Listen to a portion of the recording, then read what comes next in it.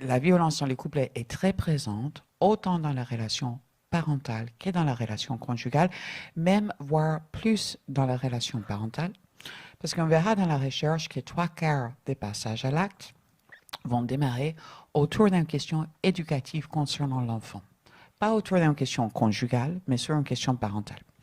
Et c'est tout à fait logique quand on comprend comment fonctionnent les violences, quand on voit comment fonctionnent les auteurs, parce que les auteurs ont un fonctionnement particulier. C'est tout à fait logique parce qu'on va voir que souvent dans la conjugalité, la victime va s'adapter aux demandes de l'auteur. Il veut regarder ce film-là, il veut qu'on mange ça, il veut qu'on aille à la mer et pas à la montagne. Je m'adapte à lui. C'est souvent dans la parentalité où elle va oser affirmer la différenciation, l'autonomie, l'altérité des pensées.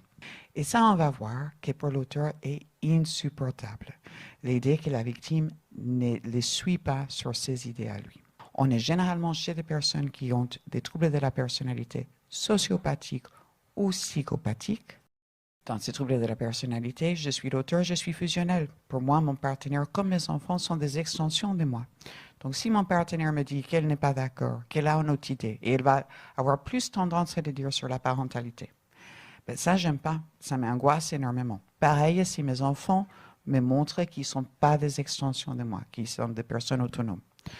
On sait aussi que dans ces troubles de la personnalité, dans les traits qu'on va avoir, l'auteur a tendance à être très égocentré. On sait que les auteurs ont besoin de maîtriser, contrôler. Et on sait qu'ils sont dans ce qu'on appelle un locus du contrôle externe ou une inversion de responsabilité, c'est-à-dire si je ne me sens pas bien, si je suis angoissé, si je suis énervé, c'est jamais ma faute, c'est la faute aux autres. Donc évidemment, au niveau des violences dans les couples, ben, c'est la faute de la victime. Mais pour les enfants, chaque fois que la victime va me pointer qu'il y a quelque chose qui est de ma responsabilité parentale, ça, j'aime pas non plus.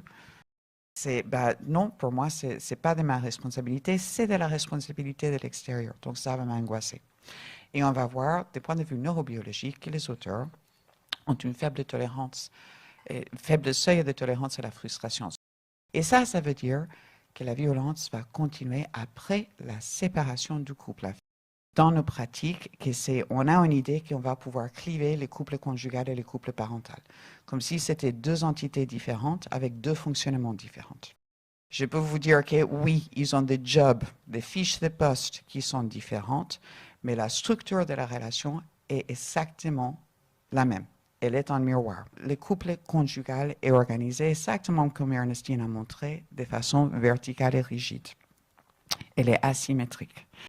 Le couple parental fonctionne exactement de la même façon que le couple conjugal. Si on est vertical rigide en conjugal, il n'y a aucune magie qui va faire en sorte que maintenant, on est latéral et démocratique en parental. Et donc, chaque fois que la victime va dire « j'ai une autre idée concernant l'enfant », elle se met en position latérale, insupportable pour l'auteur qui va réorganiser les choses comme ils étaient auparavant. Donc, violence dans le couple va forcément continuer à exister après la fin de la relation conjugale dans la parentalité. Et ça implique pour nous qu'il faut qu'on organise la parentalité différemment. Deuxième question qu'on peut se poser, c'est est-ce qu'on peut présupposer que l'auteur de violence dans le couple peut être une mauvaise conjointe, mais un bon parent? Qu'est-ce que c'est avoir un parent qui peut pas se remettre en question, qui inverse la responsabilité? C'est toujours la faute des autres. Qu'est-ce que c'est avoir un parent qui pense surtout à lui-même et ne voit pas que j'ai des besoins spécifiques? Qu'est-ce que c'est avoir un parent qui me voit comme une extension de lui, a du mal à imaginer que je suis ma propre personne et qui en plus a besoin de contrôler et maîtriser mon autonomie? Même au-delà de qu'est-ce qu'il fait à ma mère, qu'est-ce que ça implique pour moi avoir ce parent-là? Ça implique que je vais être en difficulté. On sait qu'il y a plein d'effets psychopathologiques pour eux de l'exposition à la violence dans les couples. On sait que ces enfants ont tendance à présenter des troubles post-traumatiques, les mêmes troubles qu'on a quand on a vécu une viol et des autres formes de maltraitance, une situation de guerre ou un attentat. On sait aussi que c'est des enfants qui, du point de vue social, risquent de répéter les schémas de violence, soit en position haute, soit en position basse, soit en tant qu'auteur, soit en tant que victime. On ne peut pas dire donc que l'auteur, qui est l'auteur des violences dans le couple peut être une bonne parent pour son enfant. Évidemment, il ne soit pas décisionnaire sur les soins pour ses enfants, soins dont l'enfant a besoin parce que c'est lui-même qui a créé les contextes traumatiques pour les enfants. Et de façon générale, c'est des enfants qui, à court terme, ont des troubles du développement psychomoteur, troubles de l'attachement, troubles de développement psycho-affectif. Là, ce sont des bébés en retrait. Ce sont des enfants, et ça me semble important parce on l'a vu dans le film, les compétences psychosociales altérées. Ce sont des enfants qui vont avoir du mal à repérer avoir de l'empathie pour l'autre, à repérer les émotions de l'autre et à se construire en faux self. Ce sont des enfants qui peuvent être extrêmement silencieux à l'école, voilà, des enfants presque trop parfaits, avec des très bons résultats scolaires. Et ben, en fait, ça, on l'explique tous très bien, hein, c'est la crainte de ramener une mauvaise note, un petit mot dans le cahier qui ferait que le soir, ça va déclencher une énième crise. Voilà, c'est une forme de protection, je pense, parentalisation par rapport à la maman. On va avoir bien sûr des enfants aussi qui ont des troubles du comportement, comme ils ont du mal à décrypter les émotions des autres et comme ils voient la forme de communication à la maison, bah c'est des cris, c'est des coups, qui vont être dans des comportements très hétéro-agressifs avec les autres petits camarades. Puis on le sait, hein, le risque, la violence s'agit, violence subie, violence agit, et violence agit, on a plus de risques d'être soi-même violent. En protection de l'enfance, dans les violences intrafamiliales, c'est du psychotrauma complexe. On va avoir des enfants qui vont essayer de se dissocier, donc on va avoir un risque d'addiction.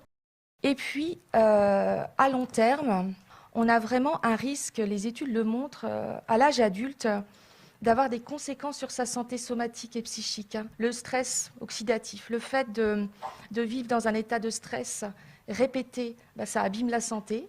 Et ce sont des personnes qui ne vont pas prendre soin d'eux. Les violences, c'est comme les poupées gigognes, on en trouve une, il faut chercher les autres. Hein. C'est très rare qu'on soit victime que d'une seule forme de violence. Et quand on est enfant et qu'on vit des violences conjugales, on est évidemment, et heureusement c'est un acquis maintenant, co-victime de ces violences, on est victime de ces violences conjugales, mais nous tous, il faut qu'on cherche les autres violences.